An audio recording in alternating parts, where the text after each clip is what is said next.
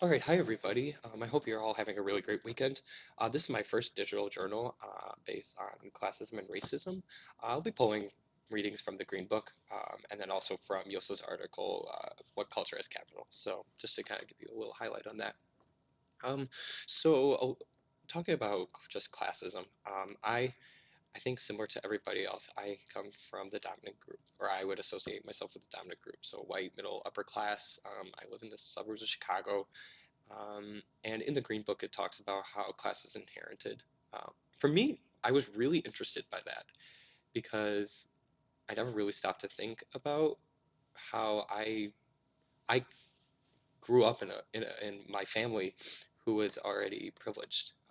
There was never a time when I was able to ask for $20 to go out with friends, or I was able to go on a boat with my grandparents, or I guess anything else. But I found that to be really striking, and that's from the Green Book. And then the other thing was with classism, I've been really fortunate for my family to not really have a lot of hardship, a lot of mental health struggles. Um, and I hear, but especially in high school and also now going into college, how people have struggled really hard. And I always wondered why is it that like my family doesn't have that issue? Why, especially like we come to the same place, but why is that? And it's interesting that the Green Book really mentioned this, that your well-being has to do with class. It's associated with it. There's other things, of course, but because you're living a life that is, first of all, economically advantaged, your well-being isn't a thing that is really going to be affected, um, which it really brings into the question like why why do we why are we ha why like why does money bring us that much happiness? But that's just something that I found really striking about classism and just kind of how that pertains to my life. Um, for racism and especially in regards, so I never really dealt with a lot of um, because of how everybody looked the same as me, I never really thought racism was a big deal. Or not, was it not not a big deal, I'm sorry, was not a thing that um, was apparent in my school. And I realize now that, to be honest, in everything we've done, we've been blindly perpetuating the system that is inherently racist, um, especially in school. So, I mean, I will start with, you know, I talk about how I didn't realize it. Well, that's being passive, and part of the Green Book talks about like the passive there's passive racist behavior, and you're still perpetuating the system. The band program I went to only, first of all, we only played white gentlemen. That's the first thing. Our programming was not at all diverse, and the other thing was that we never we never had a very diverse band. Whether it was also marching band, like it was not inviting other groups, and it has to do with what we were playing. And also let's talk about access. We were able to have private lessons when I started band in fourth grade. So again, that cap started immediately. Like we put the instrument on our face and we were able to get private lessons. So again, this like competitive, this privilege gap just kept growing. So that was something that I found that we're still blindly perpetuating the system. The other thing is, and I thought this was interesting, just on an educator standpoint. I might go a little longer on this because this really hit hard. So my mom is a teacher and she works at my old middle school, and similar to my high school, it's very predominantly white. It is something that in the grade last year, in the eighth grade last year, my mom teaches seventh grade honors English or whatever, and my the eighth grade had three students who were black, three students of color, and the three students of color. This is just a little story. The three students of color were wearing do rags because that's just part of their culture, and that's something that they, had to help with the waves of their hair, right? And the everybody else did not understand that. Everybody who was white, and so the next day, the N word was written on the stall doors of the middle school, and then kids who are white decided to put towels on their head and mock the kids of color who were black. They decided to mock them, and so throughout the rest of the year, they were not allowed to. They never wanted to. Kids of color did not ever want to go into the classroom because they never felt welcomed. So they would go into someone else's classroom, a teacher's classroom, and eat lunch together there. So let's talk about this. How these kids are 12.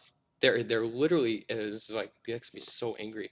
They're 12, and we talk about how the apple does not fall far from the tree, right? Like the parents, when they talked about how when they heard that kids were putting towels on their head as do rags, the white kids, they the parents didn't care. They're like, that's not our problem.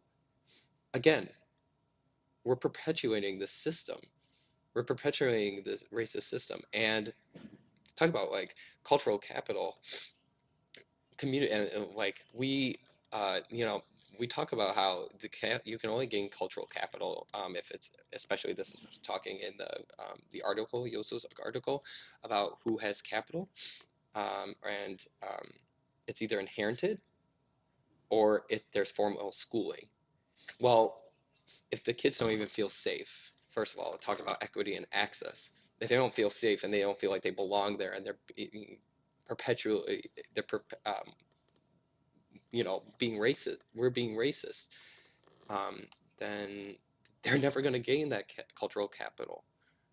But that teacher, and this is what I bring up, that teacher um, who saw the kids of color, they what she saw was their cultural wealth.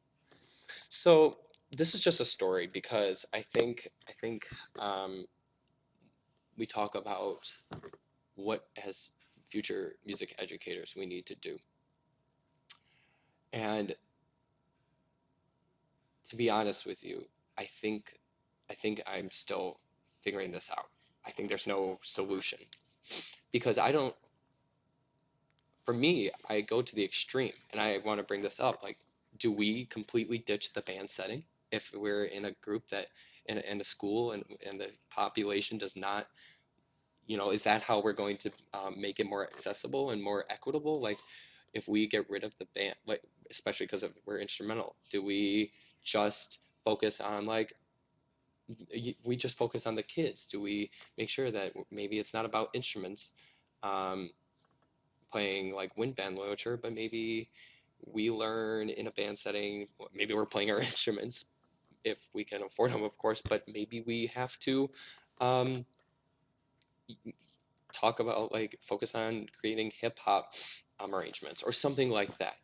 And I think for me, the only way to make things more equitable and accessible and making sure that we focus on, we're not in that deficit thinking for communities of color, but more about making sure that we see what they bring to the table. I, I feel like sometimes we have to go to the extreme in order to go against this perpetuating system of racism. And we have to advocate for our people. And I think that means ditching what we believe. Yeah, we might want an amazing band who will go to Superstate, right? But is that really what we want? Is that really what's best for the students? Um, so I've been thinking a lot about this, especially this whole like we have to go to the extreme. And I'm interested in what other people have to say because I think it's going to be like that story. Like we're never going to be able to solve the system, but we can control what's in the space of our classroom. So just to give you something to think about, something to keep you pondering. And I really appreciate everybody's input in the discussions that we have. Um, and I urge us to continue to push to have these conversations, um, especially when it's uncomfortable, because it's supposed to be uncomfortable. So don't ever feel like you're wrong. in the way that you want to speak.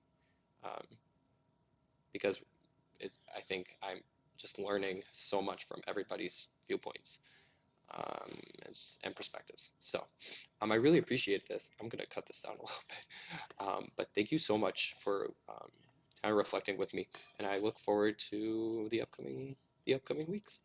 Thank you.